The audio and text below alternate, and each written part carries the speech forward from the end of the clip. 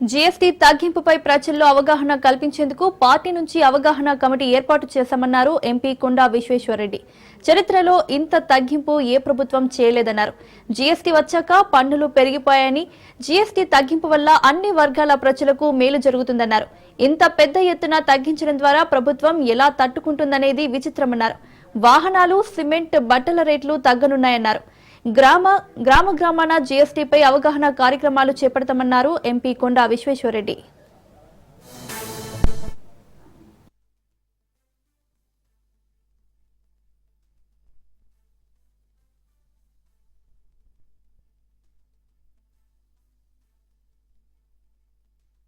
GST మార్పులు unprecedented, ఎప్పుడు కూడా చరిత్రలో ఎక్కడ కూడా కాలేదు. 13% వరకు చరిత్రలో ఏ దేశంలో కూడా ఇంత జరగలేదు. ప్రభుత్వాలు నడిచేదే ట్యాక్సెస్ మీద, జీఎస్టీ మీద. కానీ ఏ ప్రభుత్వం కూడా జీఎస్టీ ఇంతగనం తక్కువ చేయలేదు. జీఎస్టీ వచ్చిన తర్వాత ట్యాక్సెస్ చాలా పెరిగినాయి, కంప్లయన్స్ పెరిగింది, ఇవేజన్ తక్కువైంది. అయినా కూడా కోర్టు కేసెస్ అవుతున్నాయి. ఇది జస్ట్ తక్కువ చేసుడే కాదు, రేషనలైజేషన్ అంటారు. ఎన్నో ఇష్యూస్ మీద కోర్టుల కేసెస్ నడుస్తున్నాయి. మా మీద ప్రతిపక్షాలు జోక్లు వేసిండ్రు అండ్ ఇవేజన్ ఇవన్నీ కూడా మొదలైనాయి. అండ్ నిజంగానే కొన్ని, ఎందుకంటే లక్షలాది మీరు కస్టమ్ టెరిఫ్స్ బుక్స్ చూసుకుని ఇంత ఉంటుంది, లక్షలాది ఐటమ్స్ ఉంటాయి.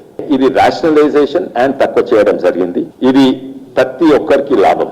పేద ప్రజలు, lower middle class, upper middle class, ధనవంతులకు కూడా కొంచెం వాళ్ళు ఇండస్ట్రీస్ పెడితే ఇండస్ట్రీస్ కు లాభం అయితే, మేడ్ ఇన్ ఇండియా లాభం అవుతుంది, ఉపాధి ఎక్కువ కలుగుతుంది అంటే ప్రతి ఒక్కరికి. కానీ ఇది ఎట్లా తట్టుకుంటుంది ప్రభుత్వం? ఒకటేసారి 10-13% ప్రభుత్వం ఎట్లా తట్టుకుంటుంది? అదే విచిత్రమైనది. కేంద్ర ప్రభుత్వము, నేను అనుకుంటా నిర్మలా సీతారామన్ గారు, మోడీ గారు, వీళ్ళందరూ కూడా కంప్లయన్స్ పెరుగుతుంది, ఇవి చేస్తే కేసెస్ తక్కువ అవుతాయి, కన్సంప్షన్ పెరుగుతుంది, కన్సంప్షన్, కంప్లయన్స్ అండ్ డిస్ప్యూట్స్ తక్కువ అవుతాయి, ఇవేషన్ తక్కువ అవుతుంది. ఇంకోటి, ప్రజల మీద నమ్మకం ఎక్కువ అవుతుంది. ఏ ప్రభుత్వం అయినా ట్యాక్సెస్ తక్కువ చేసుకుంటే ట్యాక్సెస్ వల్లనే ఇన్ఫ్రాస్ట్రక్చర్, ఇవన్నీ కూడా ఇన్ఫ్రాస్ట్రక్చర్ అయినా లేకుంటే హాస్పిటల్ అయినా రోడ్లైనా దీంతో కడుతుంది. కానీ అదే కాక సంక్షేమ పథకాలు కూడా దీన్ని నడుస్తాయి. అన్ని ప్రభుత్వాలు ఒకటే దిక్కు నుంచి సంక్షేమ పథకాలు, ఇది 2 దిక్కుల నుంచి. ఎందుకంటే మొట్టమొదటి సబ్బు మీద ట్యాక్స్ ఎందుకు కట్టాలి, ఆ ట్యాక్స్ తో మళ్ళా సంక్షేమ పథకం ఎందుకు? సంక్షేమ పథకాలు అన్ని వండుకుంటా కింది నుంచి కూడా సంక్షేమం అయితే, ఎందుకంటే పేద ప్రజలకు ఖర్చు తక్కువ అవుతుంది. ఇది ఏ ప్రభుత్వం కూడా ఇంత చేయలేదు. ప్రధాని మోడీ జన్మదిన సందర్భంగా సేవాపక్షం నిర్వహిస్తున్నామని ఎమ్మెల్సీ మల్కా కొమరయ్య తెలిపారు. ఈ నెల 17 నుంచి అక్టోబర్ 2 వరకు సేవా కార్యక్రమాలు నిర్వహిస్తున్నట్లు చెప్పారు. రోజుకో కార్యక్రమంతో రాష్ట్ర వ్యాప్తంగా ఘనంగా జరుగుతున్నాయని అన్నారు. ఈ నెల 21న హైదరాబాద్ ట్యాంక్ బండ్ వద్ద 10,000 మందితో మ్యారథాన్ కార్యక్రమాన్ని నిర్వహిస్తున్నట్లు స్పష్టం చేశారు. ఒక క్యాంపులో 75 మినిమం నంబర్ తోని బ్లడ్ డొనేషన్ చేయడం జరిగింది. 21st నాడు మారథాన్ ఉంది. దానికి ఇప్పటికీ 4,500 క్రాస్ అయింది ఆన్లైన్ రిజిస్ట్రేషన్. దాని ఒక మినిమం 10,000 తోని నంబర్ తోని ఆ రోజు మారథాన్ చేయాలి. తర్వాత దాని పార్టిసిపేషన్ ఏజ్ లిమిట్ లేకుండా అందరూ కూడా పార్టిసిపేట్ చేయొచ్చు.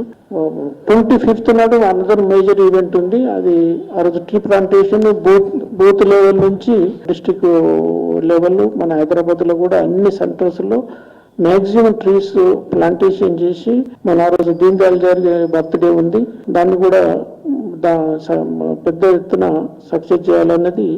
28th నాడు ఈ పద్మశ్రీ అవార్డ్స్, పద్మభూషణ్ అవార్డీస్, తర్వాత మిగతా విశిష్టమైన పెద్దలందరికీ, వైస్ ఛాన్సలర్స్, ఆల్ మేధావులందరినీ ఐడెంటిఫై చేసి వాళ్లకు డిస్ట్రిక్ట్ లెవెల్లో, బ్లాక్ లెవెల్లో ఈ మన పద్మశ్రీ, పద్మభూషణ్ అవార్డీస్ నేమో హైదరాబాద్కు పిలిచి ఇక్కడ సన్మానించడం జరుగుతుంది.